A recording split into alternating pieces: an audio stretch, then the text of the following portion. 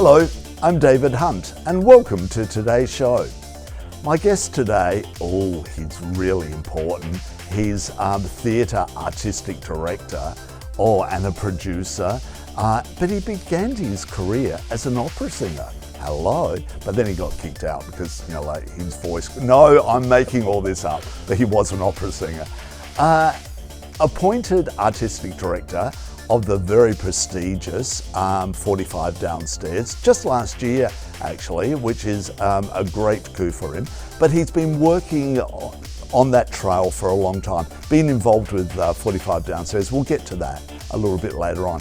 Built a wonderful career in live theatre as a producer and PR, working with some of the biggest names in the theatre business from around the country. Cameron, hello. Hi, thanks for having me. My pleasure. Now, we know each other fairly well, which always helps when we're doing an interview.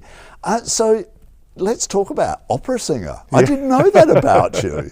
Yeah, so I moved to Melbourne when I was 19 to study opera at VCA. Right. And then I did that for a few years, but I wasn't really sure it was for me. But I got a couple of gigs singing with Oz Opera for their schools tours. Brilliant. Yeah, that was actually a lot of fun. And then did some chorus for them as well. But I just knew it wasn't for me. I wasn't as passionate and obsessed as a lot of my peers, a lot of my colleagues, and I thought I had to go out and find the thing that I was passionate about. And that was behind the scenes more. Yeah. So you didn't maybe think, with male opera, the 10 tenors or something like that. Were you aware of them at the time, or was that just too big a step? I never really even I had thought a little bit about that. I had some friends who suggested that I pursue that, but yeah, I don't know. Something about performing for me, it didn't feel like the right fit. Okay, all right. So you went behind the scenes, as I said. Yeah. Where did it all begin? Because it's hard getting into that sort of arena, isn't it? Well, I had a singing teacher when I was a teenager who was a producer. Nicole Alexander. She produced Dead Man Walking, a big production of Dead Man Walking in Sydney in 2007, I think it was. Yeah. With Teddy Tahu Rhodes. Wow. And I sang in the chorus. And I watched her pull this massive production together. It was at the State Theatre, which is, I think, 2,000 seats. Easy, yeah. And it was a commercial production of an opera, which was just wildly ambitious. And that was kind of when it occurred to me that someone did that when you go to see these shows, someone has to pull them together. And so I discovered an opera, Harvey Milk, that I really loved. Yep. And it hadn't been done here before. And so who's Harvey Milk? Tell our... Oh, well, the political figure, who ran for office in San Francisco. But who was a gay activist in his day. The first openly gay man to be elected to public office in the United States. Very tragically assassinated. And Stuart Wallace and Michael Corey wrote an opera about him that premiered at San Francisco Opera. I can't remember what year it was, but a while ago. And I found a recording, had a listen, loved it, and started going about trying to produce it myself. And that was my introduction to producing. Right. And how did it go? You got through it? We ended up doing a staged concert version of it. I couldn't get a full production off the ground. I tried approaching Opera Australia and Victorian Opera, and while they were very encouraging and supportive, I think it was just a bit beyond them. It's a huge show, and I think contemporary opera is always a bit of a gamble in Australia with audiences. But although I think they're trying it more and more these days, aren't they? Yeah. How long ago was that? I started pursuing it in 2010. Right. And then we did the staged concert in 2015. 5 years. 5 years. And this is the wonderful thing you were saying about producing. It's a long journey, isn't it, Cameron, sometimes? It can be, and then it can be surprisingly quick. Like the show that I'm working on at the moment, The Inheritance, I ummed and ahed about applying for the rights for a while, and then I just threw my hat in. That all kind of worked out very quickly, and then within about 2 months we were casting the show, and then a month after that began rehearsals, and yeah, it just sort of snowballed. Wow. Well, we'll come back to that. But okay, so that gave you a taste. Did it do okay? You know, the concert? Yeah, no, I was really pleased. It was just great to kind of get it out of my system. Yeah, where did you do it? So we did it at the St Kilda Town Hall with the Melbourne Gay and Lesbian Choir, yep. and then up in Sydney at the Sydney Town Hall. Right, fantastic, and it's good that you travelled it. You know, like, so what happened then? That gave you the, yep, I can do this. But it's bloody hard work, Cameron, isn't it? You know, like organising. Yeah, it can be. I mean, it sort of depends on the project. Some projects offer more resistance than others. That one was a tricky one because it was just so big. I mean, it had a massive cast, a huge chorus, and it was really challenging music as well. So in terms of rehearsing it, that was, yeah, it wasn't. And it wasn't even the first show I ended up producing. It was the first show I pursued. But then a couple of other productions happened during that 5 years while I was trying to get it off the ground. Yeah. What, just more theatre productions? Yeah, so the first show that I produced at 45 Downstairs was a play called Masterclass by Terence McNally about the opera singer Maria Callas. Yep. And that was kind of how my producing career began, really. And you've always been involved with 45 Downstairs. Well, not always, but you've been there quite a bit, haven't you? Yeah. How did that happen? How did you get your foot in the door there? It was Masterclass. So right. I approached Mary Lou Jelbart, who was who's the co-founder of 45 and was the artistic director at the time, and pitched the idea, and she said yes, and the show went very well. It exceeded all of our expectations. And I loved working with Mary Lou and Paul Casey, who was in an executive producer role at the time and is now the chair of our board. And then 2 years later, they invited me to join the staff when Paul moved over to the UK. Right, okay. And what did that mean? That security, you know, in that world is a good thing? Yeah, it was my first job. It was my first full-time job. Wow, wow. And yeah, did it mean a lot to you? You know, like, yeah. And also being asked to be part of the team. Yeah, I was thrilled. I mean, to have a job in the arts is a huge relief, and to work at 45 Downstairs, it was thrilling. Yeah. Now tell our viewers that might not know what 45 Downstairs is. Where is it, and what does it do? So we are a not-for-profit gallery and theatre. We're at 45 Flinders Lane in the city. It was founded in 2002 by Mary Lou and Julian Burnside. It was established to provide a platform for independent artists to present their work. It originally just began as one floor, which operated as a gallery and a theatre.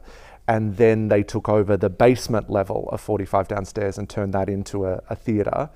And so, yeah, now we've been operating for 22 years. And the wonderful thing about it is it's just virtually like a studio space, and you can configure it to, it depends on the production you're bringing in. And that's the wonderful thing is that you walk down those stairs and you walk in and you don't know what it's going to look like. Yeah, I've seen it in so many different configurations. It's surprisingly flexible for a space that is that has 4 poles in the middle and windows all along the side. You wouldn't think it would be so transformative. But yeah, audiences, every time they come in, they're like, wow, I've never seen it like this before. Yeah. And that's lovely. And I think that's also one of the appealing things for theatre companies, knowing that they can come into the space and make it and kind of dream, create whatever their vision is. Yeah, and a lot of the productions that are put on there are outsiders coming to you, and you then invite them to actually put on their show there. Is that how it works? Yeah, so we produce a few shows a year ourselves, but the program is mostly made up of curated hires. So companies will come to us to present their ideas, shows they want to produce, and then, if we like the script or if we are excited by the people involved, then we'll find a spot for them. It must be interesting. This is going to be a tough question, so you don't really need to. You can just nod. It must be hard because sometimes you think, "Yep, this is going to work," and then all of a sudden it's a disaster. No one comes. Oh yeah, no. It's such a subjective medium, so you can never. You get a sense for what will work and what won't, and more often than not, you're right. But there are always instances where you think, oh, this is going to be great, and then for whatever reason, it just doesn't work out the way you'd hoped. And you would have a mailing list. You let people know that, and you're very active on social media as well, which is obviously a huge thing these days.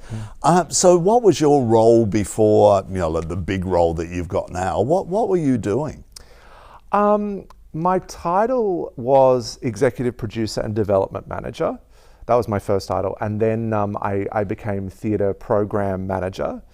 But basically my role was just to assist Mary Lou in pulling the program together, in taking care of all the administrative responsibilities. But you were doing a lot of the PR for it as well. Because that was part of the role, was it? Did you like that part of it? I mean, it's very satisfying when you get good coverage for a show. Like if you believe in something and you pitch it to The Age and they say, yep, we like this idea, we want to write a feature, that feels amazing. But it's more a means to an end for me. It's more about the show than the job of publicising the show. But also really hard with media these days, especially the arts media, but there's less and less opportunities. So therefore letting people know what's on, apart from your mailing list, apart from social media, which that's taking over from a lot of the media, like I would find it so disheartening, like where you've got this great show that's coming in and you don't get very much support from media. Yeah, and it's also interesting that media doesn't sell tickets the way that it used to. Yeah, once upon a time, major interviews, features, you'd see a much bigger uptake in sales. I think now it's mostly word of mouth and social media. That seems that for us anyway, that's what drives ticket sales the most. And I think that is general because a lot of people have moved away. They don't read a newspaper or they're not listening to radio in a particular moment when it's going to air. So I think that's the big difference is that a lot of media coverage now you have to seek out. You have to actually go to the websites or Google to find the coverage.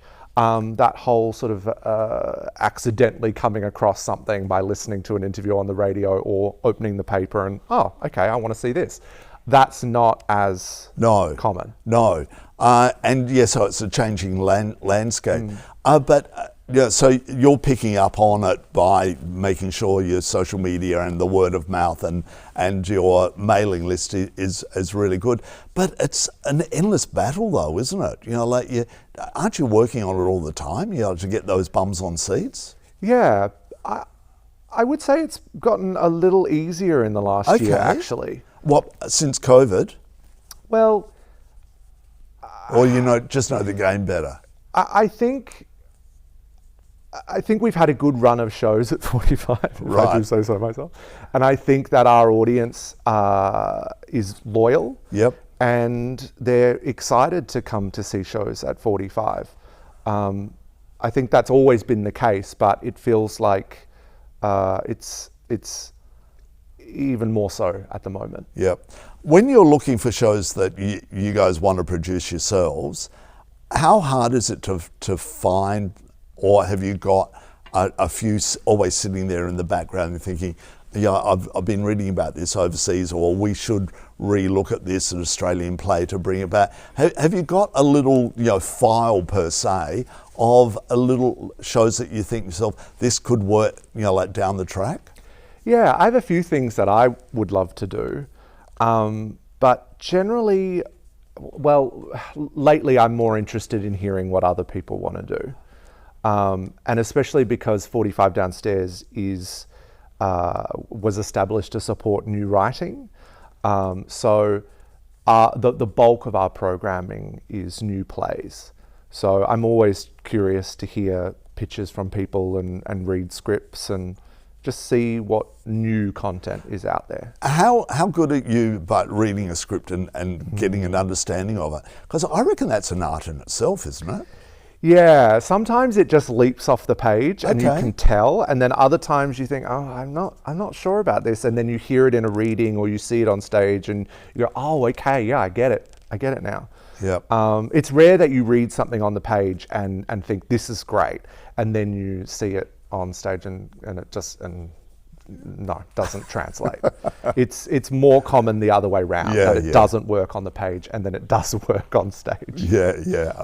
That's my experience. And I find that really, because I think I'd struggle from reading it on the page. Yeah, although my mind, when I read a book, my mind, I become part of it, but then again, that's my little world. But the format of scripts is so strange as well. That can be a bit jarring. Like it's not like reading a book or a short story. There's all these things that sort of take you out. The acting is coming into it as well. Like the way an actor would read those lines. But all of a sudden, something comes along that it's been on, like just recently, and there's images over my shoulder that has had it's into two acts. Is it acts? Two parts. 2 parts. Yeah. Part 1 got 4.5 stars in the Age. They were 5. Got 5, yeah. and the other one got 4.5. Was it, or 4? In the one day they reviewed the 2. How satisfying is that? And it's something that has been around before. It's a piece that's been around. What's it called? It's called The Inheritance by Matthew Lopez. And tell us, how did you come up with it? Well, it premiered on the West End a few years ago and got rapturous reviews, and it won all the awards, and then it transferred to Broadway, and this was just before COVID, I think. And it just sounded like it was right up my alley. I mean, it was inevitably compared to Angels in America because it's a 2-part, 6 to 7 hour play. And I had produced Angels in America at 45 a few years ago, and that was one of the craziest, most thrilling experiences I've had. So naturally I was kind of drawn to it as a bookend to Angels, but then I read the script and realized that it was very different from Angels in many ways. I kind of think of it as this grand soap opera. And I don't mean that it's very smart, very funny, but it's fast-paced, it's plot-driven. There's a lot of twists and turns and cliffhangers, and my favorite thing about watching it is the gasps from the audience when certain plot things are revealed.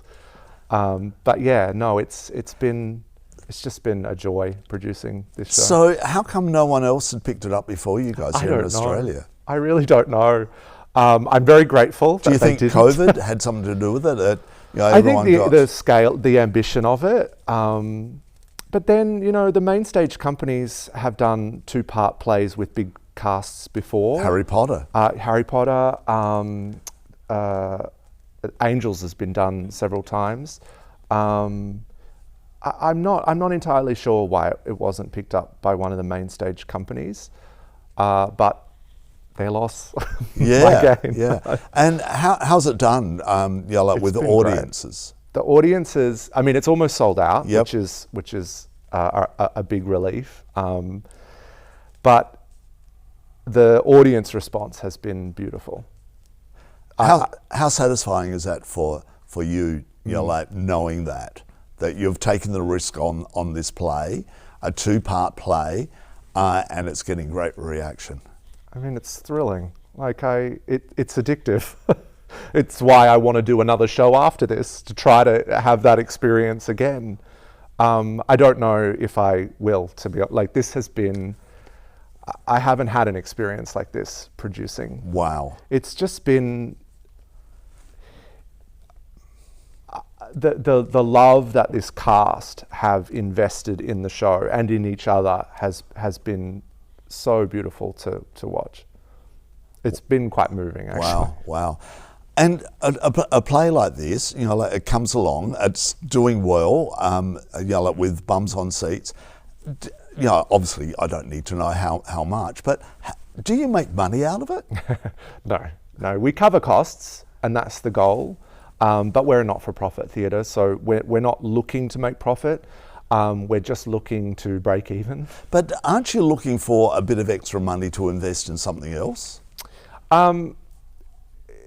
Ideally, if we were to make a profit, though, a lot of that would go to the company. So a lot of independent shows, you know, you offer a fee to artists and then a percentage of the profit as well. Okay. And so the cast in this case would end up with the money left over after that. And 45 would get a little of that as well to put towards. Well, Cameron, how do you keep going? You know, like financially, you know, are you after grants all the time, or you know, like what brings the money in to keep you going? A few things. The bar is very helpful. Oh, good. So buy a drink. But also our donors. We have a really solid donor base, and some of our donors have been supporting 45 since the beginning. And without them, we wouldn't have a chance of surviving. So they are the reason that 45 continues. Yeah.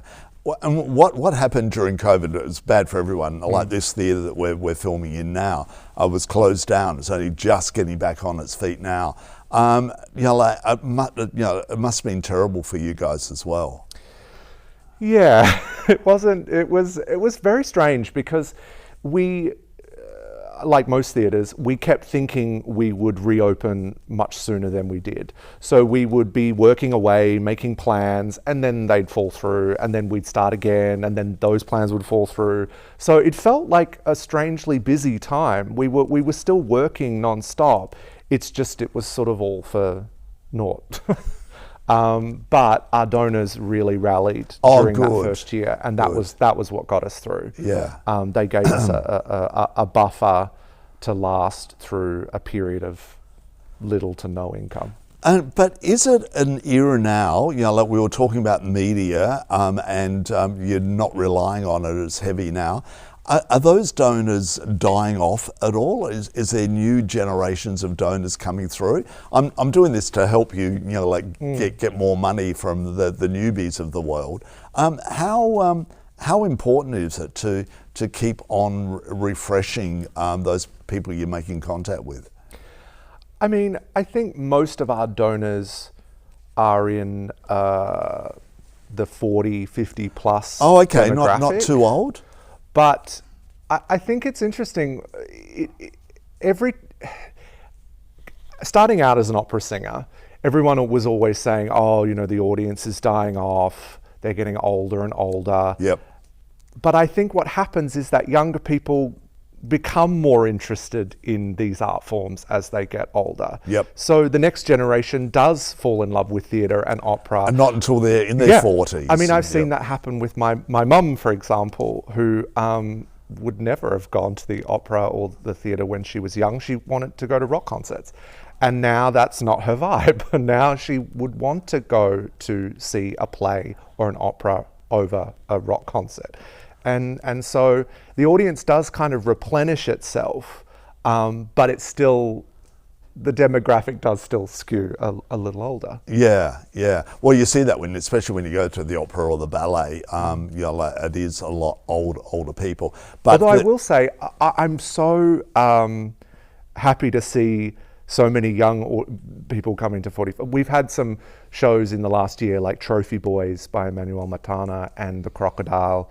That was brilliant. By Spinning Place. And shows like that, which have attracted a much younger audience. Yeah. And so I feel like the audience at 45 now is very diverse. Yep. Yeah. And it's good because of all the companies that are coming in, all those young companies coming in, and how exciting is it, Cameron, that a lot of the smaller companies now are run by young people because they just think to themselves, well, I've got to give myself the opportunities, or I want to create theatre myself. It's so refreshing on my art show on Joy, the amount of young people as our production company, it's our baby.